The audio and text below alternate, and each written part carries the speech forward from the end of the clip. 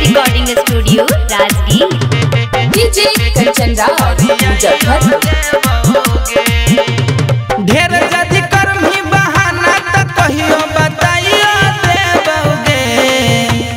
ढेर जदी करमी बहाना त छौड़ी बताइयो देबोगे।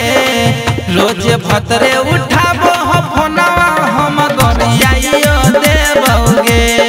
आ रोज भतरे उठाबो हो फोनवा हम गरियाइयो देबोगे। ढेर जदी करमी बहाना त कहियो बताइयो देबोगे। ढेर जदी करमी बहाना त छौड़ी बताइयो देबोगे।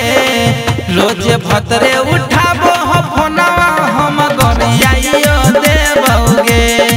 आ रोज भतरे उठाबो हो फोनवा हम गरियाइयो देबोगे। डीजे कंचन राज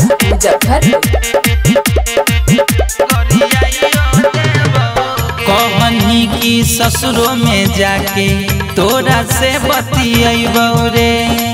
औरी कहनी जब ना रहतो पियावा त मिले ले बोलैबो रे।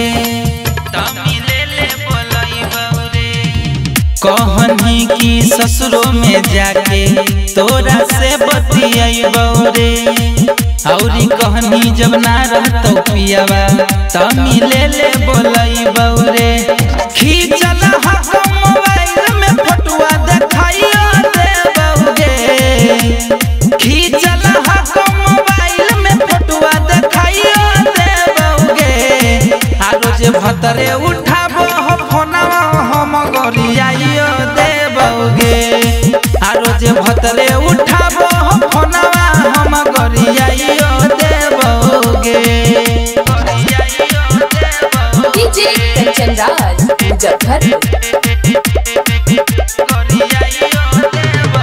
बबुआ बरुणवा के छोड़ी करना माथा गरम गे। देव कहियो सटाई जदी हो तो ओकरा भरम गे। बबुआ बरुणवा के छोड़ी करना माथा गरम गे। देव कहियो सटाई जदी हत ओकरा भरम गे। गौतम बिहरिया के रास्ता से अपना हटाइयो देबोगे। गौतम बिहरिया के रास्ता से अपना हटाइयो देबोगे। आ रोज उहे उठाबो हो फोनवा हम गरियाइयो देबोगे।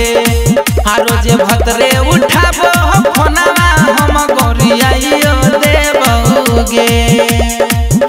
Recording studio Rajgir.